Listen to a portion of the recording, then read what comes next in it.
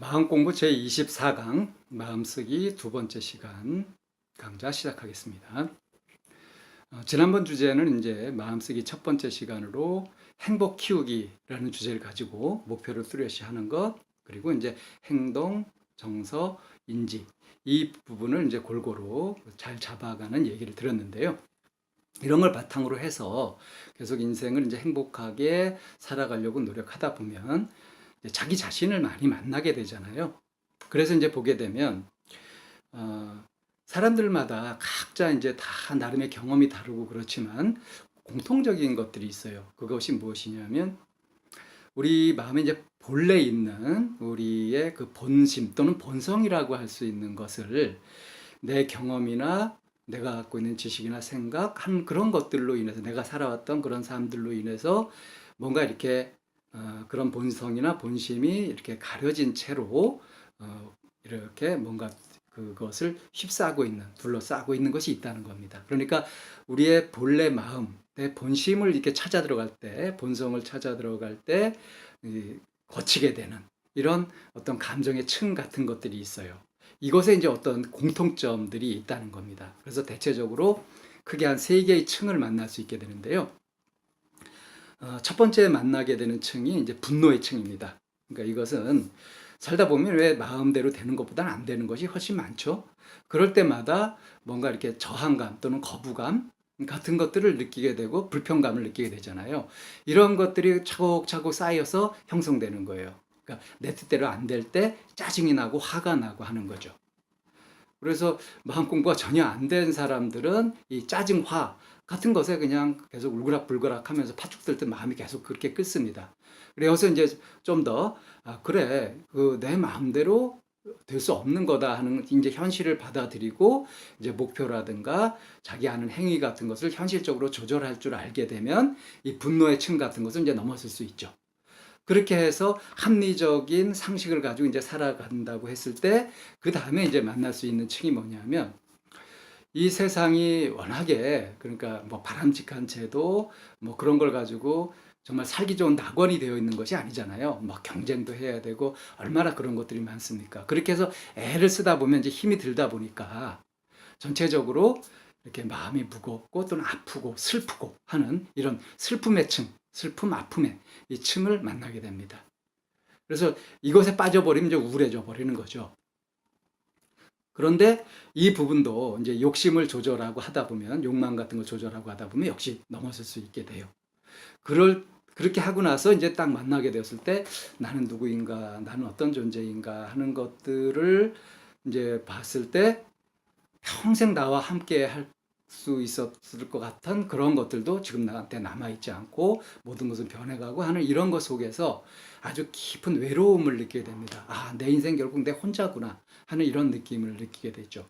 이런 고독감, 외로움, 이 느낌마저 이제 그대를 뭐 수용하고 소화하고 더 뚫고 들어갔을 때 비로소 이제 자기의 본성, 본심을 만나게 되죠.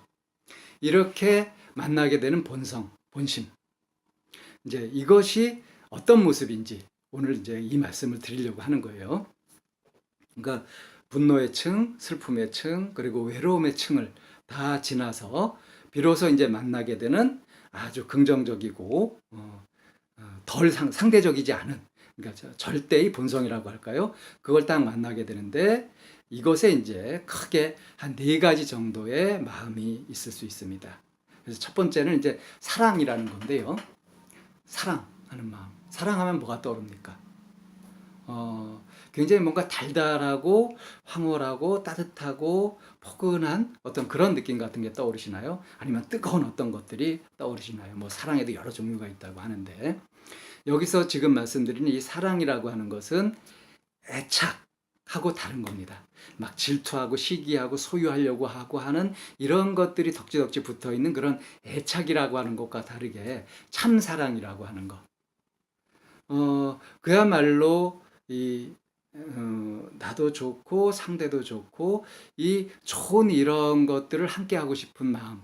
그러니까 왜 부모가 자식이 배고플 때 밥 먹는 것만 봐도 배가 부르다고 하잖아요. 이런 걸 말하는 겁니다. 사랑하는 마음, 참사랑. 이거는 조건과 상관없이 그냥 그것을 아끼고 좋아하는 마음이에요. 그냥 그거 그대로. 어떤 거래 관계도 아니고요. 어떤 조건상 네가 이렇게 해주면 내가 널 좋아할게 이런 것도 아닙니다. 그냥 절대적인 의미에서의 좋아하는 마음. 그래서 행복하길 바라고 즐겁길 바라고 하는 그런 마음으로 아끼고 보호하고 하는 것이 참 사랑이라고 할 수 있습니다. 뭐 가장 가까운 것이 이제 어머니의 절대적인 사랑 뭐 이런 거라고 생각할 수 있겠죠. 그러니까 사랑과 애착은 좀 구분될 필요가 있다. 이 애착은 자기 멋대로 자기 마음대로 소유하려고 들고 지배하려고 하는 그런 마음이 생길 수 있어요. 그러니까 그 어떤 걸 보고 이렇게 할 수 있냐면 뭐 이렇게 어디 놀러 갔다가 굉장히 아름다운 어떤 꽃을 봤다 했을 때 그걸 꺾어서 내 집에 두고 싶으면 이건 애착입니다. 근데 그거 자체로 즐길 줄 알면 이건 사랑이라고 할 수 있어요. 그러니까 소유욕이 달라붙지 않은 그거 자체로의 그 아끼는 마음, 좋아하는 마음을 사랑이라고 할 수 있습니다. 참 사랑이라고 할 수 있죠. 이제 두 번째는 뭐가 있냐면 이것과 반대로 잘못되거나 뭐 그런 상황에서 그걸 아파할 줄 아는 마음이에요. 연민이죠, 연민.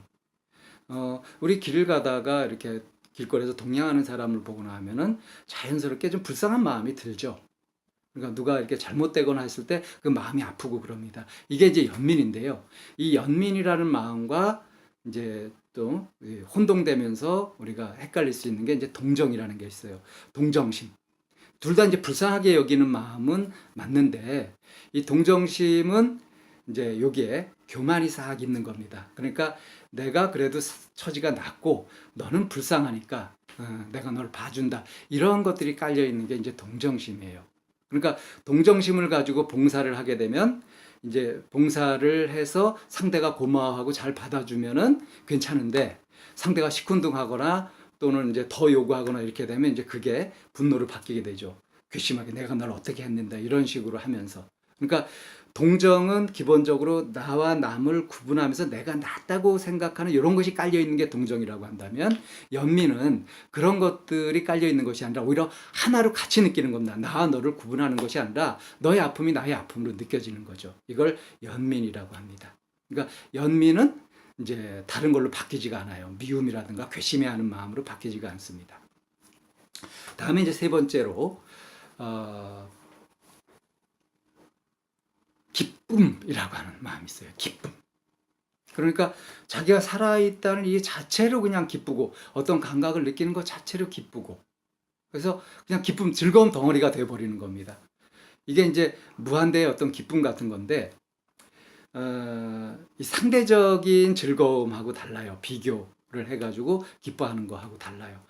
이런 기쁨이 부족하거나 그 모자라거나 그러니까 없을 때 이럴 때 느껴지는 감정이 슬픔이라고 하는 겁니다. 그러니까 슬픔은 기쁨의 부재예요. 어떤 조건이 갖춰져서 기쁜 것이 아니라 그냥 기쁜 게 바탕으로 깔리는 거 그런 마음인 겁니다.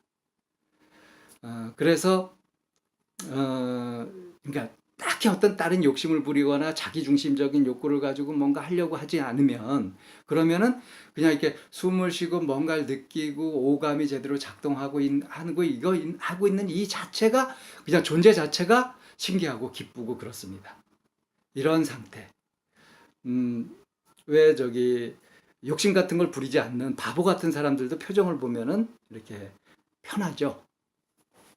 근데 이제 욕심이 좌절되거나 이런 사람들은 늘 이제 뭐 욕을 하거나 화를 내거나 그러고 있습니다. 그래서 이 기쁨을 느낄 줄 아는 거, 이거는 우리가 본래 아주 자연스러운 자신의 마음으로 본성으로 돌아갔을 때 느낄 수 있는 게 기쁨이고요. 마지막으로 이제 비움이라고 하는 건데요. 차별하지 않는 마음입니다.